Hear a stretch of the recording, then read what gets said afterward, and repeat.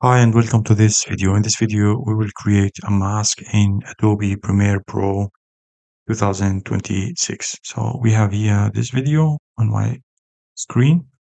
And to create a mask, we need to go to the tool here and create a rectangle mask. Or if we press long enough on the button, we will have more options. We have the object mask tool, the ellipse mask tool, and the pen mask tool. I'm gonna choose the rectangle mask tool now, and I'm just gonna try maybe to mask the screen here, just some part of the video.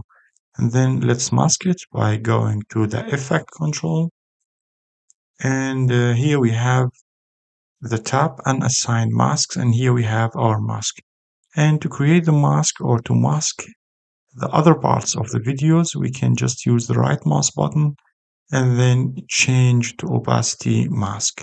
And as you can see, we hide all the parts of the video, and now we have just this part here. And we can play our video, as you can see, and it's just this small part. I'm gonna zoom in, and we can forward or go backward, and it's masked. Now let me go back and zoom out. And now let's use the object mask tool. As I said, press long enough to see the options.